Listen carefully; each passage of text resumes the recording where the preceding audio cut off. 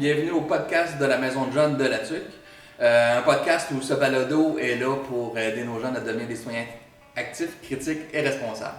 Ce balado veut allumer les passions chez les jeunes, les faire découvrir des choses différentes, les motiver dans la vie, à voir des choses, à essayer de chercher et à comprendre des choses. Et aujourd'hui, on a avec nous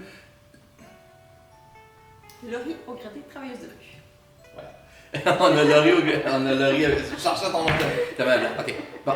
Salut Laurie. Salut Sylvain. Ça va bien? Oui, merci, toi aussi. Yes, oui. Laurie, tu viens ici aujourd'hui pour nous parler de ton métier, de ta passion, ce que c'est qui t'allume. Mais avant toute chose, j'aimerais savoir, Laurie, tu viens de où? Ta famille, ça a l'air de quoi? Puis parle-nous de ça un peu. Bon. Okay, je viens de la TUC, j'ai 4 enfants. Puis j'ai la chance, dans le fond, que mon métier, ma passion, ça se rejoint vraiment énormément. Je suis vraiment passionnée de ce que je fais tous les jours. Je rentre travailler avec mon sourire. J'aime ma job, c'est quelque chose que je dis toujours. Je suis vraiment passionnée de ce que je fais. Ok, merci, c'est fun. Oui, c'est ça, j'aimerais savoir, bon, ta passion, là, tu dis que tu as trouvé un métier, un job, où est-ce que ça te permet de concilier ta famille, ta passion avec ta famille, tout ça. Qu'est-ce que tu fais comme métier ici à la TUC? Je suis travailleuse de rue depuis bientôt 9 mois. Ok, travailleuse de rue, tu peux-tu m'expliquer un peu c'est quoi pour que les gens sachent c'est quoi travailleur de rue? Oui, mais dans le fond, le travail de rue, ce qu'on fait à prime abord, c'est vraiment de créer des liens de confiance significatifs avec les gens. Oui, avec les personnes en situation d'itinérance, mais aussi avec toute personne qui est en rupture sociale ou à risque de le devenir, ou même un peu monsieur, madame, tout le monde aussi, là, qui vit une situation de vulnérabilité, qui a un moment difficile, qui a le goût de jaser, bien, on va être là pour eux aussi. Ok, tu dis rupture sociale, peux-tu être un peu plus précise des Oui. fois, pour permettre aux gens de comprendre c'est quoi? Oui, pas de problème. Dans le fond, tous ceux qui ne sont pas vraiment rejoints par les organismes, quelqu'un qui a, exemple, un trouble de santé mentale, mais qui ne va pas dans les organismes spécialisés pour eux, ou qui sont vraiment plus isolés, là, qui n'ont pas nécessairement de cercle social. On parle de famille, amis, peu importe, intervenants, les gens qui se retrouvent un peu tout seuls avec leurs problèmes. Ok, fait comme ça, toi, ça te permet d'avoir un lien avec eux autres. Toi, ton but premier, c'est de créer le lien de confiance. Un peu comme les animateurs à la maison de jeunes, c'est créer le lien de confiance avec les jeunes qui fréquentent le milieu.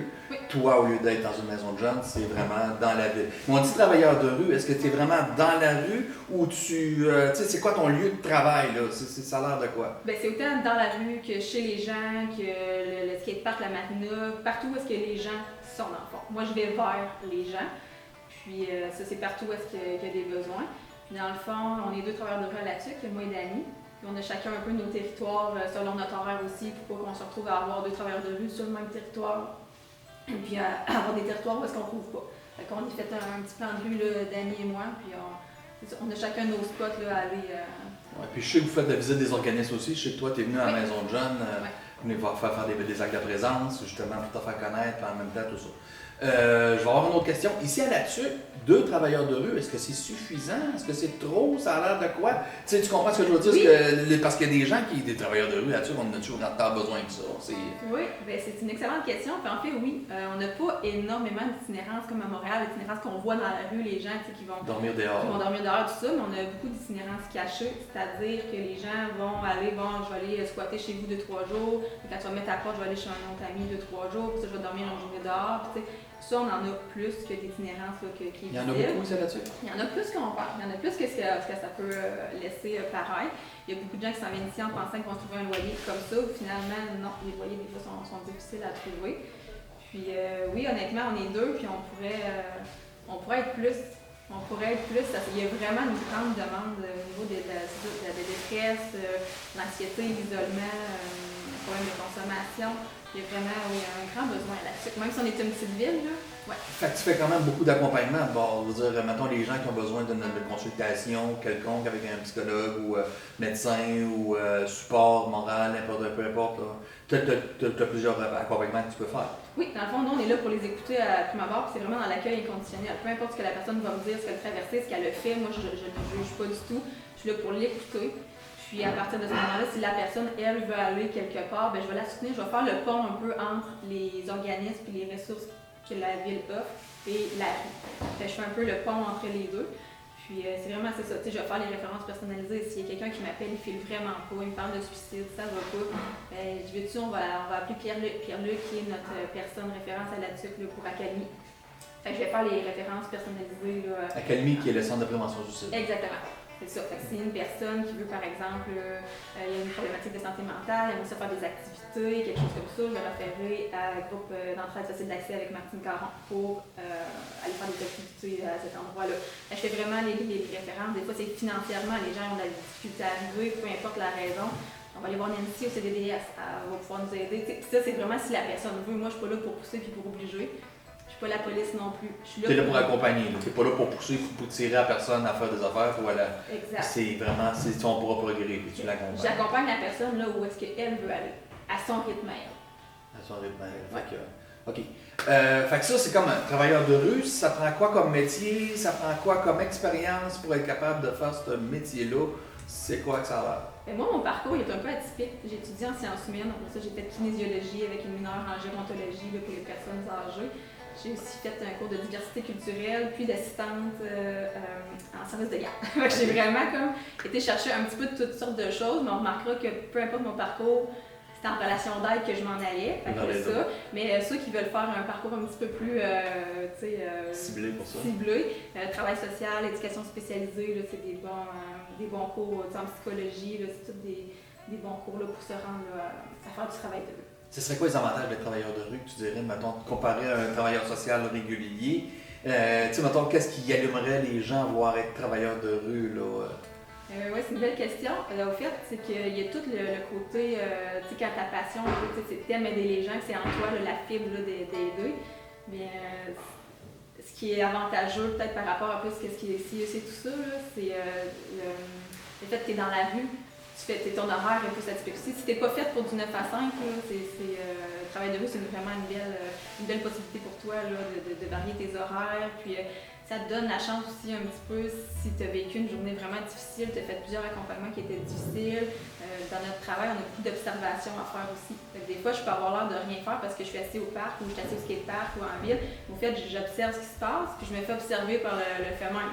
Ah oui, Laurie est toujours à Marina le jeudi, si j'ai le goût d'aller la voir, jeudi soir, je vais aller à la Marina. Ça nous permet aussi de ne pas faire juste du, excusez l'expression, bac à bac, d'intervention, puis de prendre des temps de recul, des temps de pause, ce qui est un bel avantage aussi là, en travail de rue. Puis moi, je trouve que j'ai une chance incroyable parce que les gens, ils m'invitent dans le cœur de leur quotidien, dans ce qu'ils ont de plus intime, de plus personnel, ils me laissent rentrer là-dedans.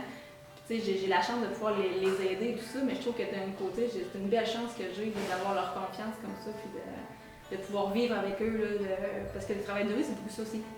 Les petits gestes du quotidien. Quand je vais voir quelqu'un que je sais qui est tout seul depuis un bout, puis j'y apporte son café, puis je m'en souviens qu'il prend son café avec 2 sucres puis un lait, il est content, tu sais, ok, ouais, elle s'intéresse pour vrai, tu sais, fait que ça c'est beau dans le travail. Là. Puis là, comme tu dis, en plus, tu sais, mettons une journée, ça peut être comme surchargé, des personnes accompagnement, blablabla. Puis le lendemain, ça va être plus tranquille, ça va être plus d'autres choses. Fait que les journées ne doivent pas se ressembler tout le temps de l'une à l'autre. Peut-être bien en temps de crise, mettons un froid ou whatever, une tempête, ou tu sais, mettons, qui s'est passé dans une maison de telle place, ça vient plus mouvementé dans certaines périodes. Mais sinon, les journées ne doivent pas se ressembler de l'une à l'autre, ça doit être pas tout le temps. C'est pas routinier. Quelqu'un qui n'aime pas la routine, c'est vraiment aussi. C'est vraiment différent. C'est vraiment bien. J'ai un plan de rue, comme je disais tantôt, là, qui va dire, exemple, le jeudi, je suis à Marina, le vendredi, je vais au skatepark, tout ça. Par contre, j'ai un cellulaire avec moi. Les gens, quand je fais des liens, je leur donne une carte qui ont mon numéro de cellulaire. Ils peuvent me rejoindre en tout temps quand je travaille. Donc, si je suis en train de faire de l'observation au skatepark, par exemple, puis il ne se passe pas vraiment rien, puis j'ai pas de personne qui est en train, je suis pas en intervention, rien, j'ai un appel de quelqu'un qui se sent vraiment pas bien, je vais partir, je vais aller chez lui. C'est beaucoup en mouvement, puis souvent, les jeunes, ils aiment ça, ils sont pas nécessairement statiques. C'est quand même c'est ça, du 9 à 5 dans le bureau, en fait, tout le temps à la paperasse, puis des... C'est ça. C'est sûr que tu dois en faire, comme tu disais, des observations, il faut que tu les notes, il faut que tu les fasses. Ouais. Mais tu as beaucoup de déplacements à l'extérieur, puis c'est de déplacer dehors. Puis, Oui, je suis beaucoup dehors. L'été, je l'ai bien vu passer. C'est le fun. C'est sûr qu'on est un peu à la merci des intempéries. Là. Fait que justement, tout ce qui est paperasse ou formation, lecture, quand il fait vraiment, vraiment pas beau, gros orage, je vais en profiter pour faire ça là. Sinon, c'est sûr que je suis dehors, je suis dans la rue. C'est vraiment le fun. Fait que si, maintenant j'ai des gens qui ont besoin de soutien, d'accompagnement, toi, tu es spécialisé, tu es concentré sur quel type d'âge? Ben, nous, en fait, c'est 12 ans et plus. 12 ans et plus. C'est sûr que si un jeune il vient me voir, il y a 9 ans, il y a 10 ans, il veut jaser, c'est sûr, je vais l'écouter. Est-ce que je peux faire la référence, tu sais, là, sans l'accord des parents, tout ça, c'est tout un autre dossier. Mais je suis là, tu sais, pour tout le monde, là, mais vraiment, tu sais, les âges ciblés, c'est 12 ans et plus. 12 ans et plus. Puis, advenant, mettons que j'ai des gens qui écoutent la vidéo, qui ont besoin d'aide, de soutien, d'accompagnement, ils veulent avoir de l'aide, qu'est-ce qu'il faut qu'ils fassent, eux autres, pour, tu sais, mettons, là, ils sont devant leur ordinateur, puis on dit, là, moi, ben, garde-moi convaincu, je vais aller chercher du soutien, voir qu'est-ce que je peux faire. Comment ils font pour entrer en communication avec toi? Ben, j'ai une page Facebook, Laurie Intervenante, puis tu sais, ils peuvent venir me contacter par là sans problème. S'ils me voient dans la rue, puis dans le fond, j'ai tout le temps mon sac à dos vert. C'est un peu ma marque. Si je travaille, j'ai mon sac à dos. Si je travaille pas, je l'ai pas. Par contre, même si je travaille pas, tu as le droit de venir me dire bonjour, ça me fait vraiment plaisir. Puis c'est un peu ça la marque, de voir, là, ça, je me tiens beaucoup dans les endroits là, où il y a des jeunes, puis de ne pas se gêner de venir me jaser. Puis il ne faut pas oublier que c'est totalement confidentiel. C'est de l'accueil inconditionnel, le respect, l'empathie et tout ça, le soutien. Mais c'est confidentiel, même si je connais ta mère, même si je connais ton père, ça va rester entre toi et moi, c'est sûr et certain. C'est ça, là, la confidentialité, c'est un aspect très, très, très important dans le travail de rue. OK. Numéro de téléphone, t'en rejoins? 819-680-0984, qui est mon cellulaire. Puis sinon, Laurie Intervenante, ma page Facebook. Merci, Laurie. Ben, merci à toi. Plaisir. J'espère que de votre bord, ça va allumer une petite passion, voir c'est quoi le métier de travailleur de rue. Fait que je vous remercie de nous avoir écoutés. Je vous dis à la prochaine. Merci.